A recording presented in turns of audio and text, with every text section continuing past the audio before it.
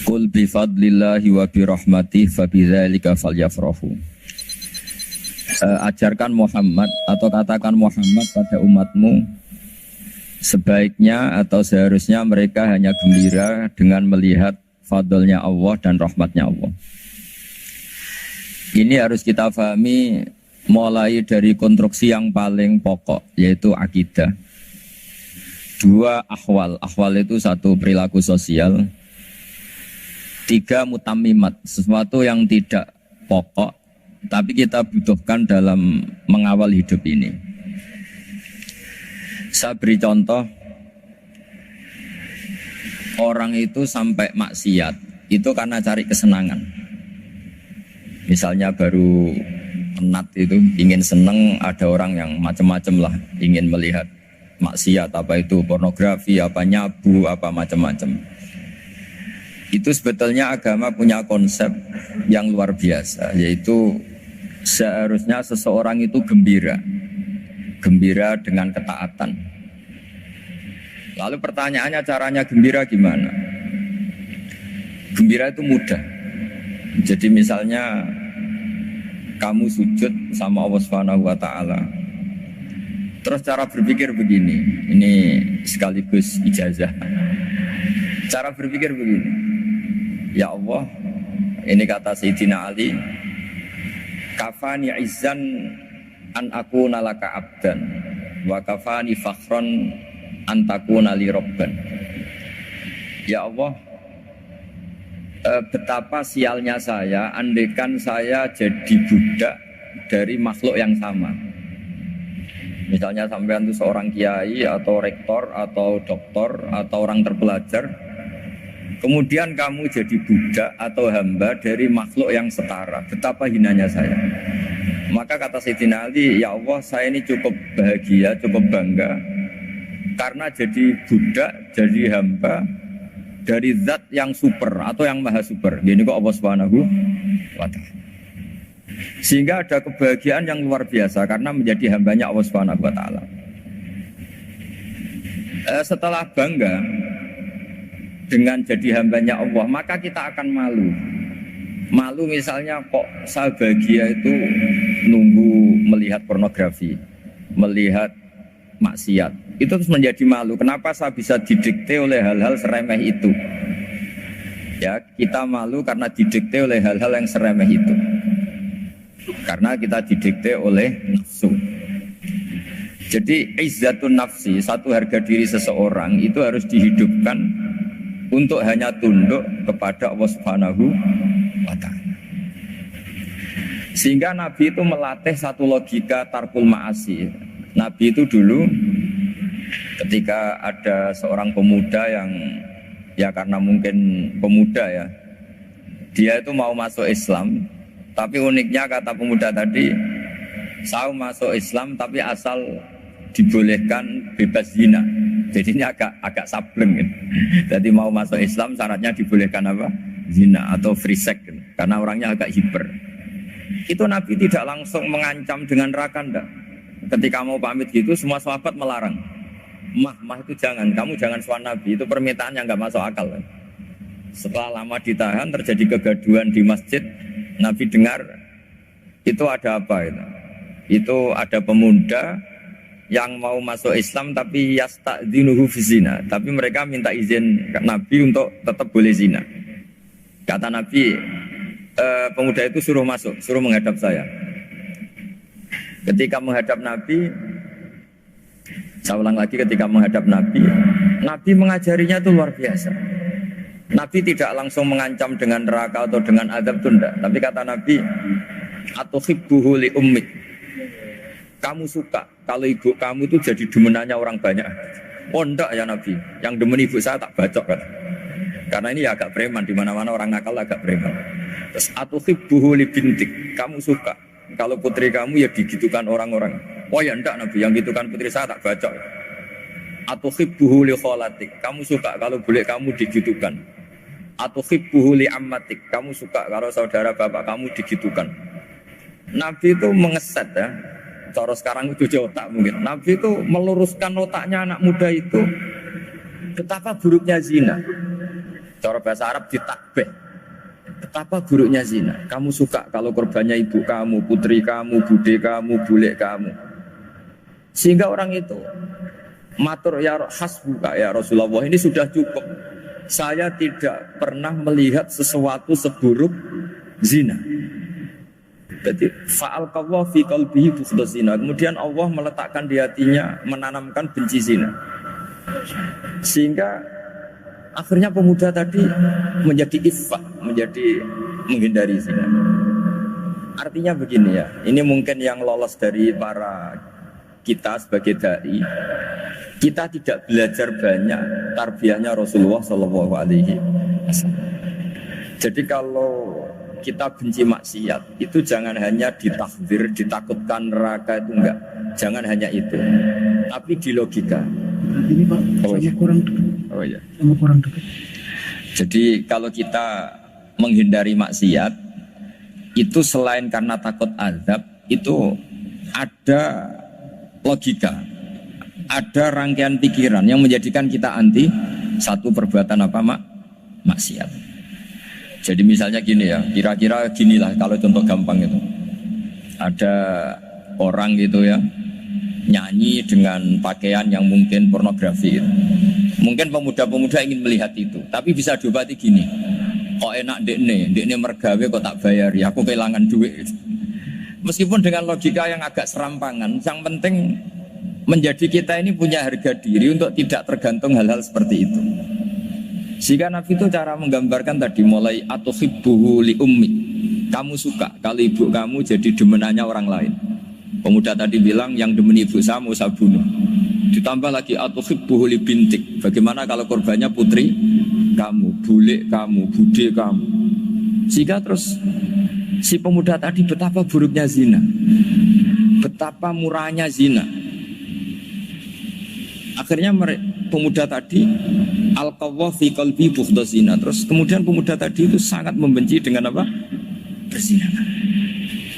Nah, pikiran-pikiran seperti ini harus kita tanamkan. Harus kita tanamkan supaya orang itu benci melakukan maksiat. Karena satu memang takut sukhtuwah, takut dibendu Allah atau dibenci Allah. Dua, memang logika kita mengarahkan tidak maksiat. Nah ini yang terkait Unisula yang nangani kedokteran, nangani medis. Sesuatu yang dilarang Allah itu pasti madhar. Maka untuk melarang seseorang bergantung sama narkoba misalnya, atau hal-hal yang bahaya pada fisik, itu satu tentu bagi ahlullah, tentu karena takut Allah.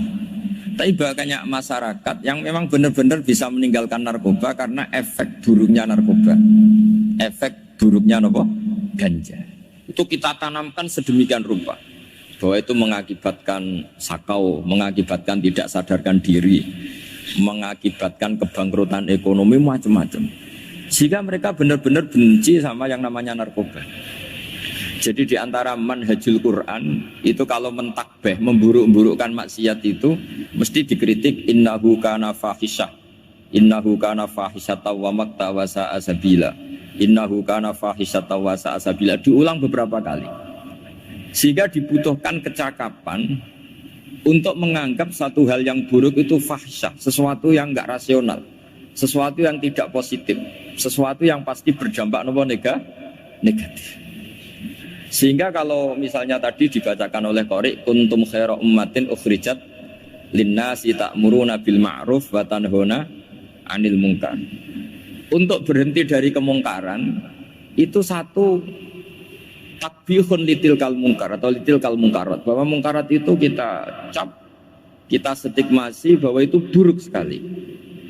Seperti Nabi mengajarkan pemuda tadi, masa kamu suka ibu kamu digitukin lelaki lain, putri kamu, bule kamu, bude kamu, sehingga orang ini pikirannya termindset betapa buruknya zina.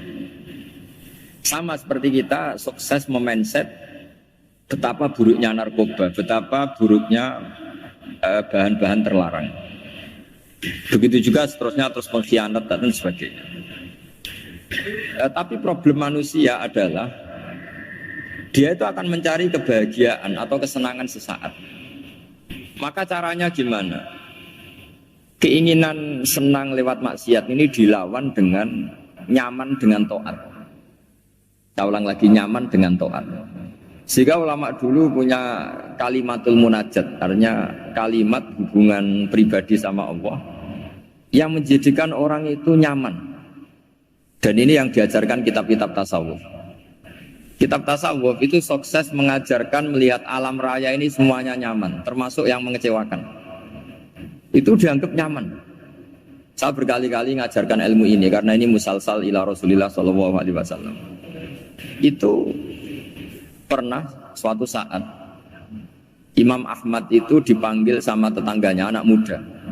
Tentu Imam Ahmad ini orang yang sangat soleh, sangat waroi, sangat tunduk sama perintahnya Allah dan Rasul. Pemuda tadi manggil, ya Ahmad, datang ke rumah saya. Imam Ahmad datang. Setelah sampai ke pemuda tadi, sudah pulang lagi, saya tidak butuh kamu. Pulang lagi. Setelah sampai rumah dipanggil lagi, ya Ahmad, datang lagi. Datang lagi. Oh, saya tidak jadi butuh, pulang lagi. Sampai 3 kali. Dan itu perangai ekspresi Imam Ahmad itu atau ulama lain yang sesoleh beliau itu nyaman, indah. Beliau tetap senyum-senyum nyaman. Beliau tidak tersinggung, tidak terprovokasi, ya pokoknya tidak tersinggung, kelihatan nyaman. Lama-lama pemuda ini terus tanya, ya Ahmad, kamu saya perlakukan seperti ini kok tidak tersinggung? Kamu senyum-senyum saja, happy-happy saja. Jawabnya Imam Ahmad itu unik. Wahai pemuda, saya kamu panggil itu senang sekali. Karena kata Nabi, kalau kamu iman dengan Allah dan Rasul, maka hormatilah tetangga. Jadi saya senang, karena nuruti perintah Allah untuk menghormati tetangga. Jadi tidak ada urusannya dengan kamu. Kagetnya kayak apa? Jadi dipanggil tetangga ya senang karena melakukan perintahnya Allah dan Rasul, yaitu ikramul jar, fal yukrim jarah. Disuruh pulang, kamu ingin saya pulang, ya saya pulang. Disuruh datang, ya saya datang. Jadi saya tidak tersinggung, saya tidak ada urusan dengan kamu. Urusan saya dengan Allah Subhanahu wa ta'ala. Itu kalau bapak-bapak istrinya ngomel terus sabar itu ya bagus. Saya tidak punya urusan. Kalau kamu terprovokasi oleh istri, berarti kamu didikte oleh makhluk. Masa seorang rektor didikte makhluk? Kan tidak keren. Apalagi seorang Habib didikte makhluk, kan tidak keren. Yang bisa mendikte kita hanya Allah Subhanahu wa ta'ala. Dan Allah mendikte kita, mengajarkan dia wa ashiruhunna bil ma'ruf fa in karihtumuhunna fa asa an takrahu shay'a wa yaj'alallahu fi khairan katsira. Jadi cara melihat istri kita bawel gitu atau cerewet, alhamdulillah ini ada pahala tanpa modal, cukup sabar. Kalau istri kamu sedang mesra malah mintanya ke mall, malah biayanya tinggi. Murah mana dapat pahala dimarahin sama saat mesra minta ke mall? Milih yang pertama kan? Nah ya itu tidak usah modal kan? Ya gitu aja. Jadi kalau istri sedang marah bawel, anggap saja ini rezeki, dapat pahala tanpa apa? Biaya. Tapi kalau pas rukun malah nantang ke mall, biayanya malah tinggi. Jadi ulama dulu itu melihat dunia itu happy. Karena Imam Syafi'i dikasih tahu, orang yang tadi nyium tangan kamu ya, itu di rumah menghujat Anda. Jadi dia sopan hanya di depan Anda, kalau di luar menghujat Anda. Jawabnya Imam Syafi'i lucu. Ya baguslah. Yang cerita ini kaget. Kenapa bagus ya Aba Abdillah? Kalau manggil Imam Syafi'i ya Aba Abdillah. Ya berarti saya masih wibawa, di depan saya tidak berani katanya. Jadi dipandang enteng saja. Jadi kalau kamu di depan kamu istri kamu tidak berani belanja, tidak ada kamu belanja banyak, anggap saja Anda wibawa. Jadi enteng saja. Pernah Imam Syafi'i dikasih tahu, separuh dari kampung Anda itu nggak suka kamu. Ya bagus lah. Kenapa? Oh nak rukun malah bakal utang katanya gitu. Kira-kira yang utang itu yang rukun apa yang neng-nengan? Yang rukun. Jadi enteng saja. Masyhur itu makalahnya Imam Syafi'i. Waman asa'a ilaika faqad atlaqaka. Orang yang berbuat buruk sama kamu berarti membebaskan kamu. Kalau saya sedang nenengan sama Habib Hasan Toha Putra, beliau naik Alphard nggak nawarin saya sah karena baru nenengan. Tapi kalau sedang rukun malah harus repot mana? Rukun sama ndak rukun? Repot rukun sebetulnya. Jadi Imam Syafi'i itu happy saja. Kalau sedang rukun sama tetangga ya dianggap rukun itu satu kenikmatan. Sedang tidak rukun ya dianggap satu kenikmatan. Jadi orang dulu itu serilek itu melihat dunia. Kalau kita kan enggak, ego. Wah saya ini suami kok dimarahin istri. Wah ini egonya bangkit. Padahal egonya bangkit itu ada kebodohan di situ. Yaitu seorang rektor didikte seorang istri, seorang makhluk. Apalagi kalau Anda daftar wali itu tidak akan jadi wali. Ini wali kok tunduk sama makhluk. Karena didikte apa? Makhluk. Maka Imam Ahmad ketika tetangganya bully gitu ya santai saja, beliau happy. Ketika pemuda tadi eskal janggal, kenapa kamu gak tersinggung ya Ahmad? Memangnya saya harus tersinggung gimana? Kan tak panggil tidak jadi, tak panggil tidak jadi. Hei pemuda, saya ini tidak punya urusan dengan kamu. Saya nuruti kamu karena perintahnya Allah. Saya senang melakukan perintah Allah, harus berbaik sama kamu. Sampai 3 kali. Jadi kebahagiaan ini pula yang harus kita latih dalam melakukan ketaatan. Tapi kalau kita sudah tidak bahagia dengan taat itu bahaya sekali. Lanjut lagi.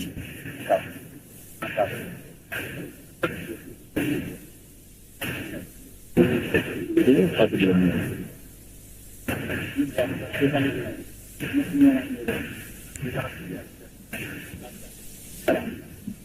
Bagus. Harus gini bang prosedurnya. Di DP makno gitu. Di DP panitia. Itu aja pakai. Oh yang ini. Baik bagus ini tak. Anut saja.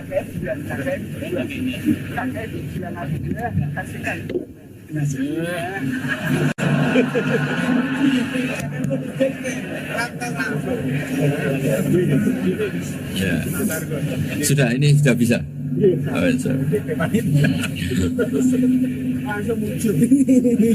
sudah ini sudah benar. Untungnya kiainya latihan jadi wali, jadi gak tersinggung. Kalau ndak ini sudah masalah ini. Paling ndak kan baru ngajarkan gitu masa ada bisa meraktekkan gitu. Jadi pura-pura soleh. Tapi memang obsesi saya terbesar atau cita-cita saya terbesar memang setiap ngaji saya ingin orang mukmin semuanya itu bahagia. Dengan bahagia itu mereka tidak neko-neko ingin mencari kebahagiaan lewat jalur apa maksiat. Sehingga dalam konstitusi ulama yang ditulis di kitab-kitab usul fikih, dan itu kitab yang saya kaji, selalu saya kaji, itu membela-bela sesuatu yang mubah itu sampai luar biasa. Karena melihat mubah itu, misalnya Anda tidur itu berstatus mubah. Anda bermain catur berstatus mubah. Anda rileks sama teman jagongan semalam dengan teman rektor atau dosen atau yayasan itu melihatnya bukan mubah tapi tarkul maksiyah. Misalnya saya semalaman asik musamarah itu jagongan malam sama Habib Toha Al-Munawwar. Itu Allah ngitungnya bukan wah ini jagongan kalau ngidul tidak penting tuh enggak. Malam itu bahak tidak ke dugem, tidak ke tempat maksiat. Jika ada ulama yang mengatakan mubah itu enggak ada. Saya ulang lagi, mubah itu tidak ada. Kan umumnya ulama bagikan wajib, ya kan, haram gitu. Terus diantaranya mubah, sunat, makruh. Ada ulama yang mengatakan mubah itu tidak ada. Kenapa? Logikanya begini, itsma min mubahin illa wa yatahaqqaqu bihi tarku haramimma. Karena tidak ada mubah yang Anda lakukan kecuali saat itu pasti ditinggalkannya sebuah keharaman. Misalnya Anda sedang jagungan sama istri di luar, di rumah, asik di rumah semalaman. Mungkin bahas hal-hal yang ringan. Mungkin melihat sinetron atau apalah yang ringan. Tapi di situ terjadi Anda meninggalkan ke tempat-tempat maksiat. Sekarang ninggal maksiat itu wajib apa mubah? Wajib. Padahal Anda sedang melakukan mubah. Nah itu dicatat oleh Allah itu tarkul haram, meninggalkan keharam. Jika masyhur dalam cerita wali-wali itu, Abu Yazid yang seperti itu ibadahnya pernah tanya, ya Allah lalu yang makomnya orang seperti saya siapa? Karena beliau semalaman ibadah terus. Sama Allah dijawab, ya yang tidur di pinggir kamu itu. Abu Yazid, lu kok bisa ya Allah? Dia kan tidur terus. Ya kan dia tidur berarti meninggalkan keharaman. Ngomong sing potongan tukang maksiat tuh apik turu apik melek kira-kira gitu. Apik turu. Timbang sama nak melek pola wis turu ae kira-kira gitu. Jadi enggak usah dipaksa tahajud, dipaksa qiyamul lail itu. Iya kalau qiyamul lail. Kalau dapat informasi, kesini ikut saya terus katut kan repot.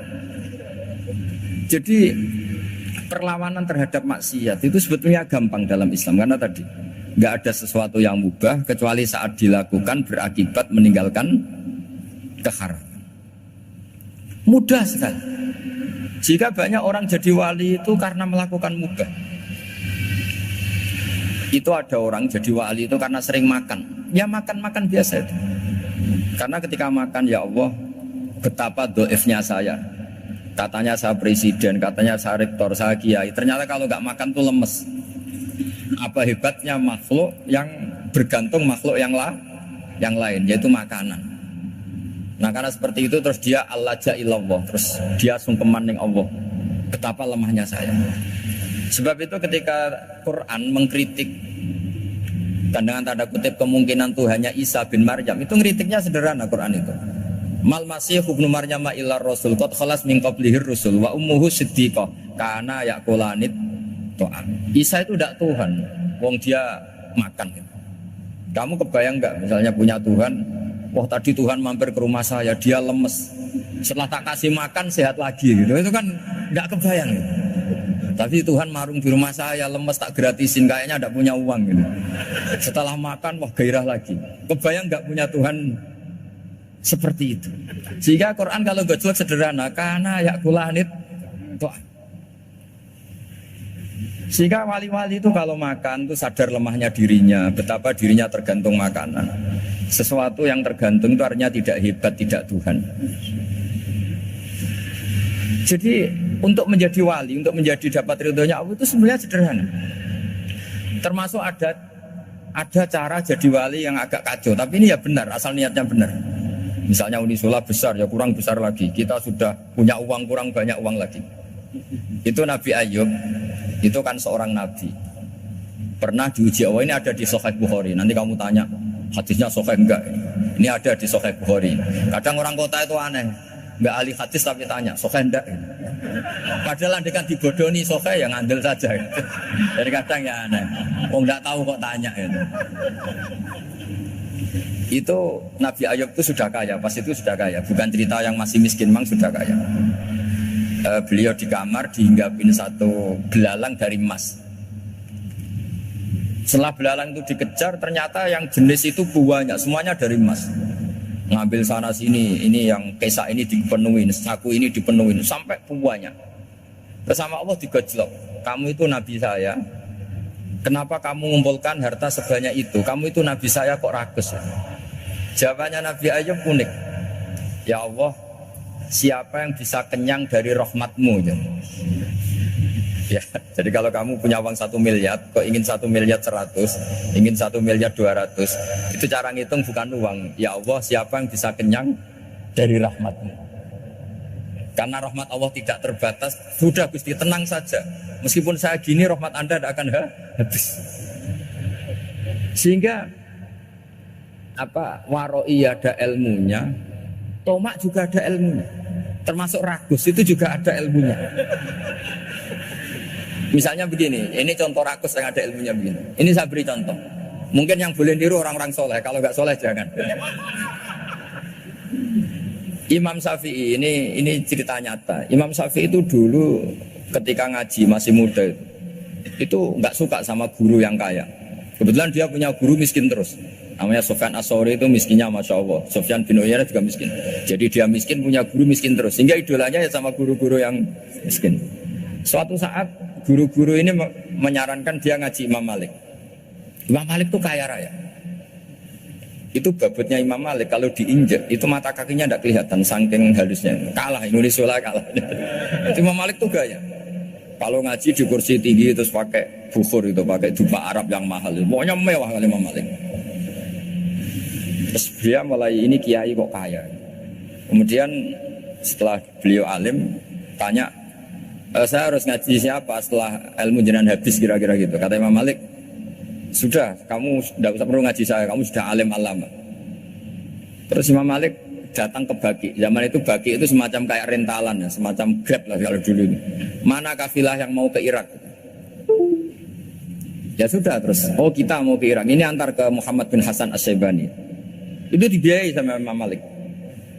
Grabnya ya dibayarin, itu kafilahnya itu ya dibayarin. Imam Syafi'i disangoni surrotan min dhahabin. Jadi satu kepes uang dikasihkan. Itu pernah tak hitung semurah-murahnya itu sekitar 60 juta. Imam Syafi'i mulai mikir, kiai yang saya kritik lomo, sing kiai miskin tak puji, gak pernah ngamal kan, tentu orang miskin kan. Setelah datang ke Muhammad bin Hasan As-Syaibani, beliau itu pakar usul fikih, muridnya Abu Hanifah. Beliau al-usuli, pakar usul fikih.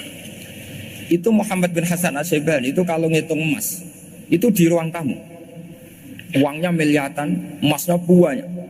Dari kota ini dipindah ke kota ini, emas kalau ngitung di ruang tamu. Bukan di kamar, di ruang tamu. Imam Syafi'i tambah kaget. Imam Malik kayak gitu sudah saya soal, malah ini kaya raya. Setelah Imam Syafi'i kelihatan kaget, digojlok sama Muhammad bin Hasan As-Syaibani karena beliau senior. Atajabu min hadza, kamu aneh melihat ini? Iya. Kenapa? Ulama kok kaya raya.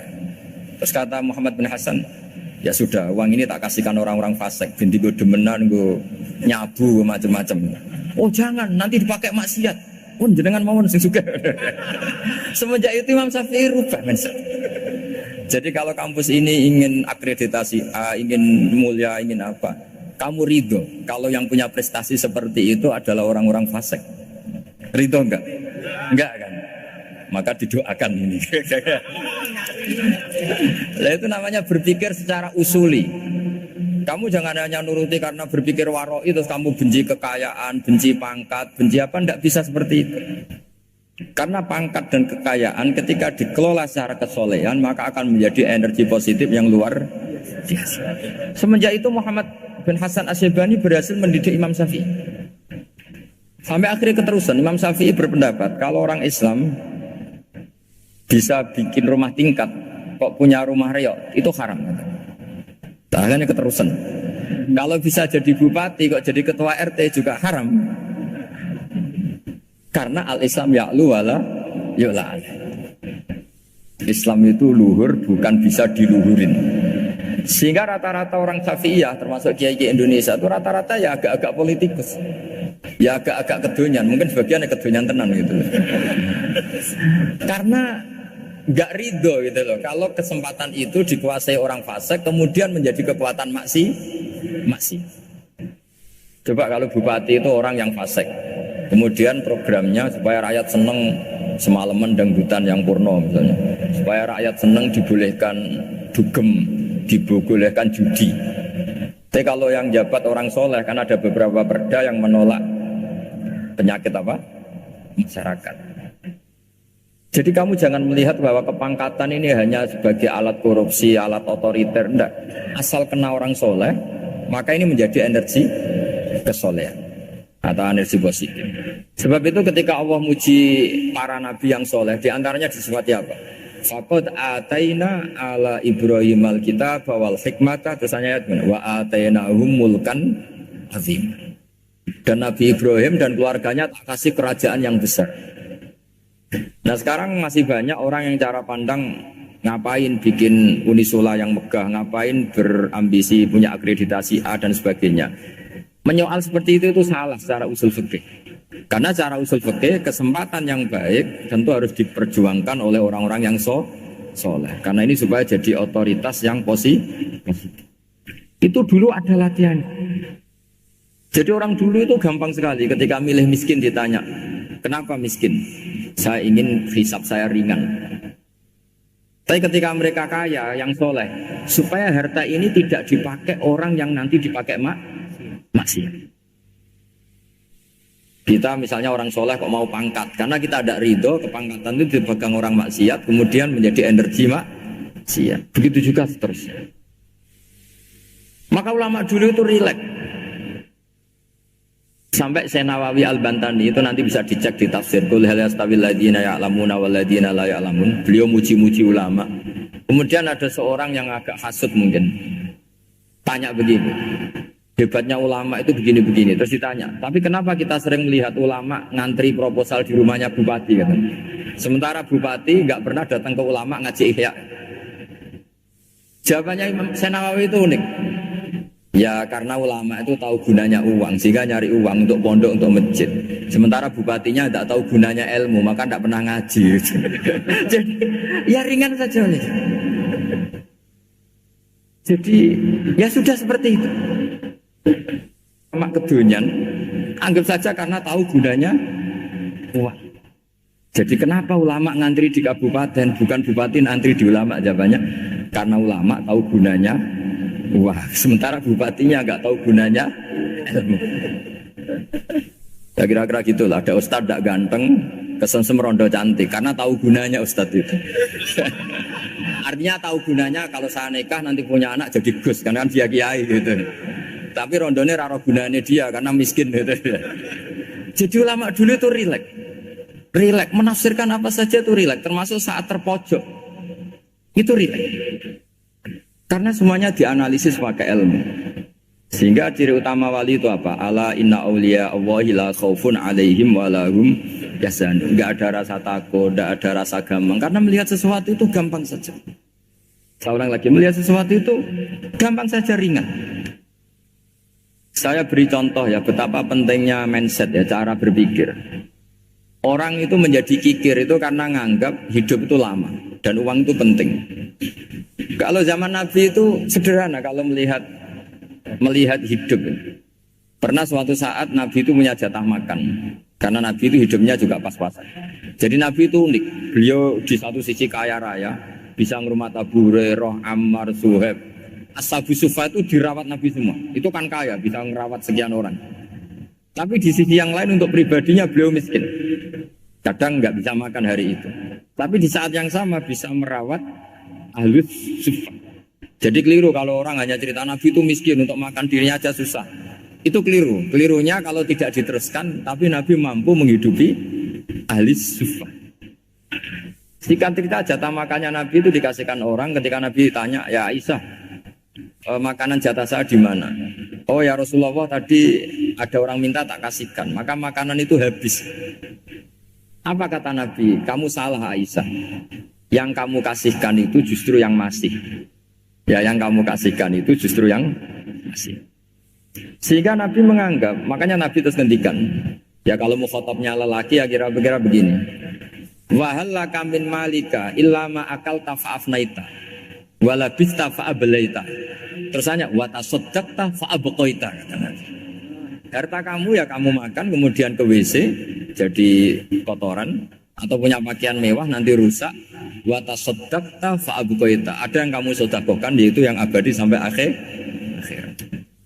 Sehingga banyak pengusaha yang mencintai saya setelah tak ajari hadis itu. Misalnya punya uang 1 miliar karena dia spekulan atau pedagang rawan bangkrut, disedekahkan ke masjid 50 juta, yaitu yang abadi. Jadi kalau suatu saat bangkrut, dia masih punya uang 50 juta di akhirat. Jadi Nabi itu mengajari sedekah itu apa? Ya sedekah itu pengabadian uang. Kalau kita kan enggak, bilang sedekah itu nguras uang.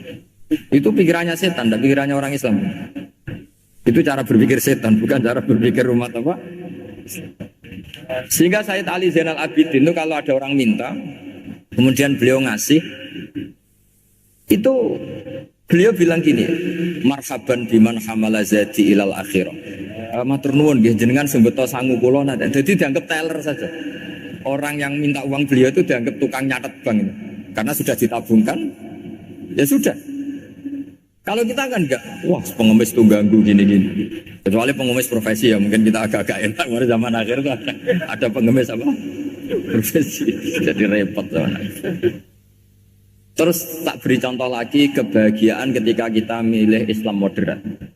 Islam kita diajarkan guru-guru kita, utamanya oleh guru kita Mbah Maimun.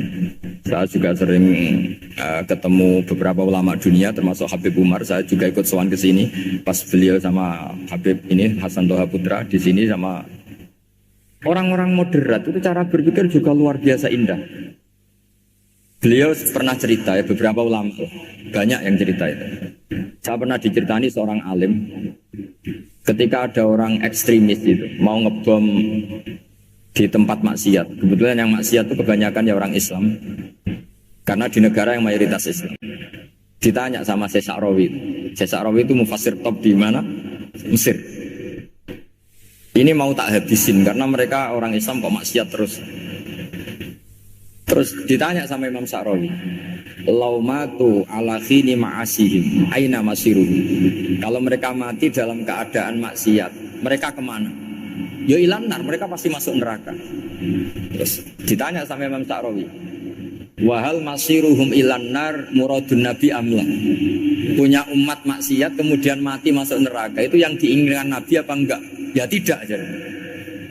Ya sudah, tidak usah dibom, ditunggu tobatnya kata. Karena kalau mati dalam keadaan itu ke neraka, dan itu tidak yang diinginkan Rasulullah Sallallahu Alaihi Wasallam. Terus ekstremis ini menjadi tobat, tidak berpikir ekstremis pasti. Jadi orang itu harus berpikir mindset yang baik. Meskipun kadang berpikir baik itu ya agak-agak kacau. Ada seorang wali Majdud itu kalau berdoa agak kacau, tapi nggak bisa dibantah. Masyhur itu doa itu. Ini sekaligus ijazah, tapi kalau sebelum wali nggak boleh. Itu datang ke makamnya Rasulullah SAW. Terus doanya itu begini, ya Allah sekarang terserah engkau. Ya Allah sekarang terserah engkau. Jika saya kamu jadikan orang soleh, jika saya engkau jadikan orang soleh, maka surra habibuk, maka kekasihmu ini senang. Yang susah musuhmu yaitu setan. Tapi kalau engkau menjadikan saya orang fasik, maka yang susah kekasihmu, yang senang musuhmu. Jangan punya dua pilihan itu. Wah itu kan doa tapi kayak teror gitu. Ya jadi berdoa di Raudhah. Wah itu mesti mandi itu karena agak-agak maksa Tuhan itu. Ya Allah, engkau punya dua pilihan. Jika saya jadi orang soleh, maka kekasihmu ini senang, musuhmu yang susah yaitu setan. Tapi jika saya jadi orang fasik, maka musuhmu yang senang, kekasihmu yang susah. Mohon terserah jenengan, mau menyenangkan kekasihmu apa menyenangkan musuhmu gitu. Kira-kira gimana? Kalau tertarik boleh doa itu dipraktekkan. Tapi kayaknya kalau copy paste itu gak keren, kan? Jadi dulu orang itu muamalah sama Allah dan Rasul itu rileks. Rileks itu nyaman karena ya tadi qul bi fadlillah wa bi rahmati fa bidzalika falyafrah.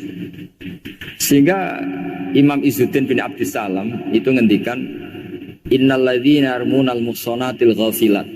Di antara kebaikannya ibu-ibu atau mbak-mbak ini harus berstatus ghafilat. Perempuan-perempuan pelupa. Ghafilat itu pelupa.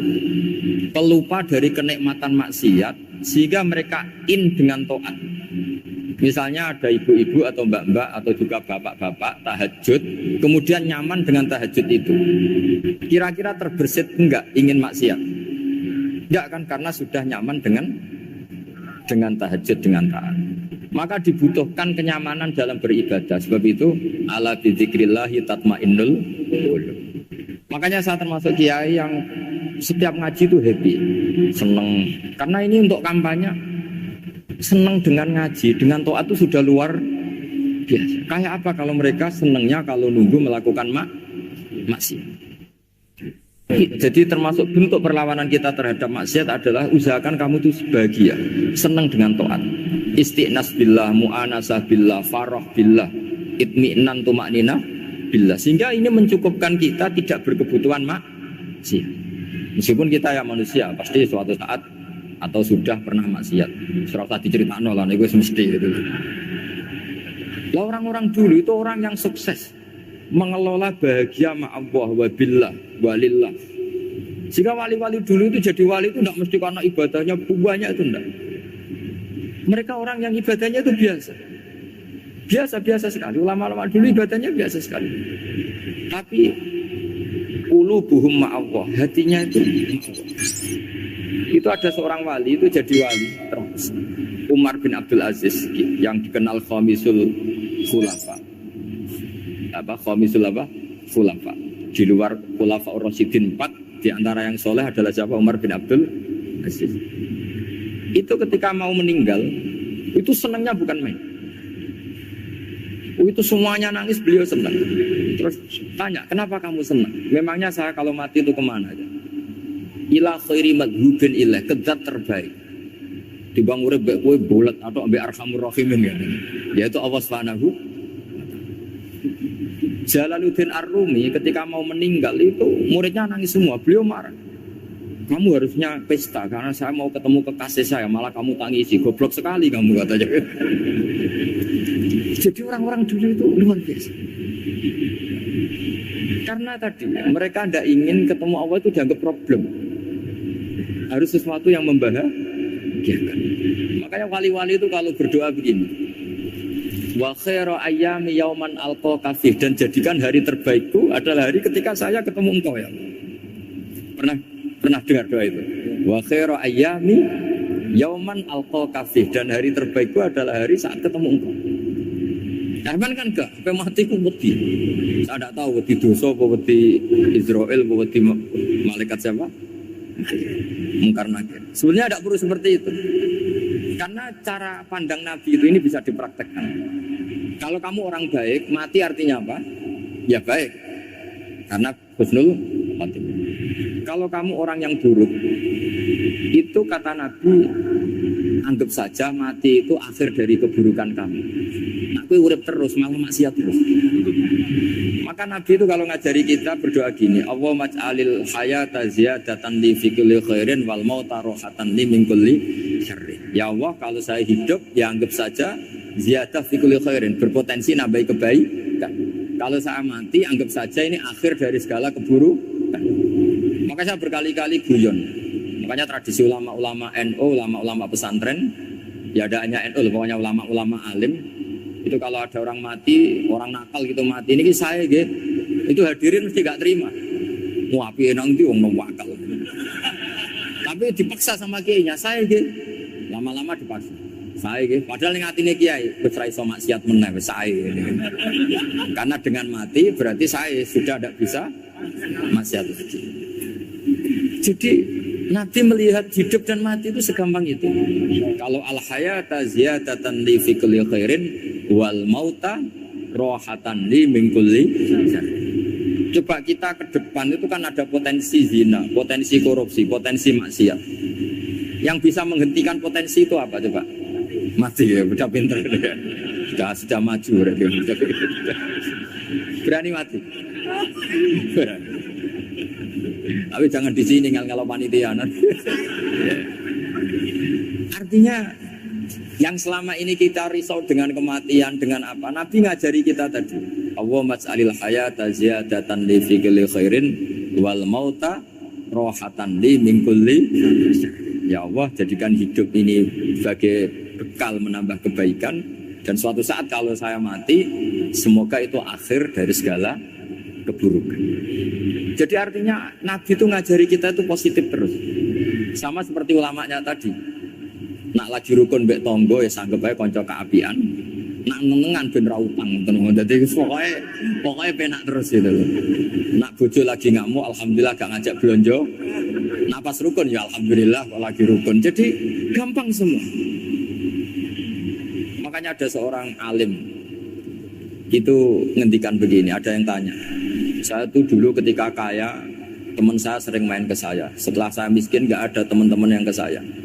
Dikira si Habib ini kebetulan orangnya Habib itu mendukung keluhan dia. Ternyata enggak. Si orang alim itu bilang gini, malah bagus tuh gitu. Kowe wis melarat buruhe wong. Ya sudah kamu miskin, buruhnya orang lain. Misalnya tukang manol di pasar atau tukang becak. Kemudian teman-teman kamu datang, malah kamu malu tuh jadi tontonan. Bagus kalau mereka lupa, pas kamu miskin tidak ada yang lihat kata. Jadi apa ya, dianggap enteng saja gitu. Akhirnya orang ini nggak jadi ngeluh. Selama ini kan kita ngeluh ya, ketika miskin teman-teman nggak datang. Coba kalau mereka datang pas kamu buruh bikin foto di orang lain, mantan bos buruh, malu nggak? Milih datang apa enggak? Enggak lah, sudah bener itu. Jadi ulama dulu itu makanya sering baca biar tahu solusi hidup.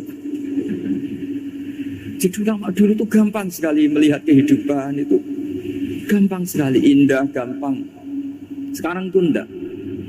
Orang itu cara berpikir nuruti nafsu, itu yang bahaya. Makanya Quran kritik ara'aita man ittakhadha ilahahu hawa. Orang yang cara berpikir itu nuruti hawa nafsu. Kalau zaman Nabi, zaman sahabat, zaman ulama itu enggak seperti itu. Sehingga cara berpikir itu mudah.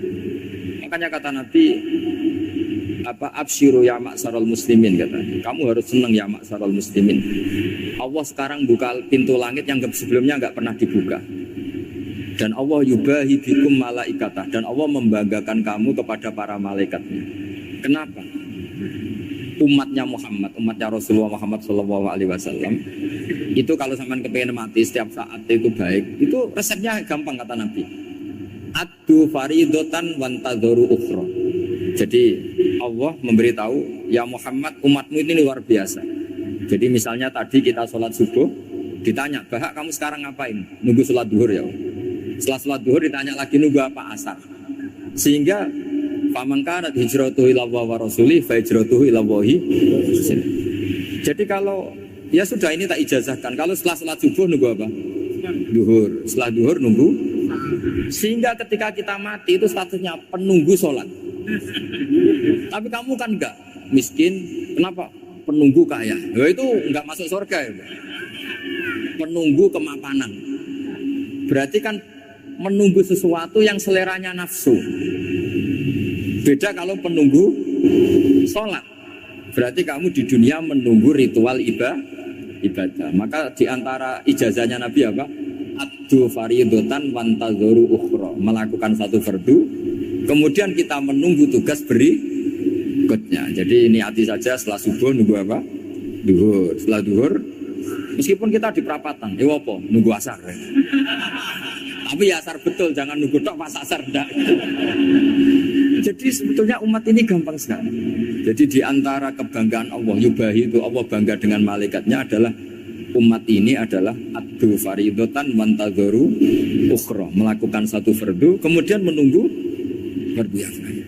Dari mengkhidmati kampus, ingin mengkhidmati masyarakat, dari satu masyarakat lokal Semarang menjadi sampai sekarang sampai Banjarmasin, Unisula mau bikin kampus di sana terus gitu. Dari satu tugas ke tugas yang lain. Makanya Islam diajarkan setelah satu tugas selesai, faida faruh tafan. Jadi sehingga hidup kita itu dinamis. Dari satu kebaikan menunggu kebaikan lain, dari satu kebaikan menunggu. Sehingga hidup kita ngapain?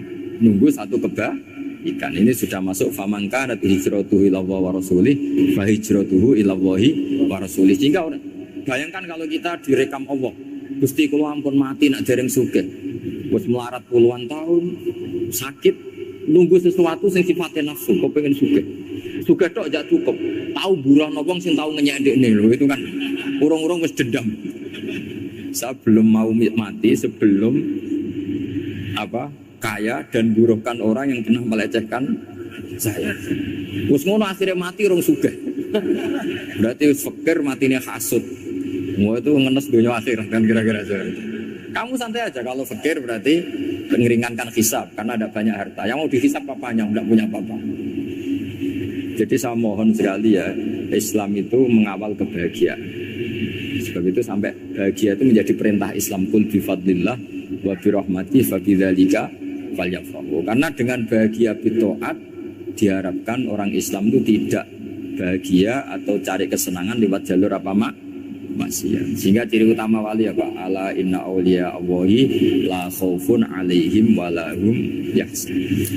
Sehingga ulama dulu itu rileks-rileksnya. Termasuk yang saya ceritakan tadi, Imam Ahmad, Imam Syafi'i, itu melihat apa saja rileks. Ya tadi kalau disenangi orang ya barokah, punya kawan kebaikan. Nak dineng ya barokah dineng di gedingi tonggo rada utang, rajuk tulung itu. Jadi rileks saja. Masyhur itu Imam Syafi'i ngendikan, waman asaa ilaika faqad atlaqaka.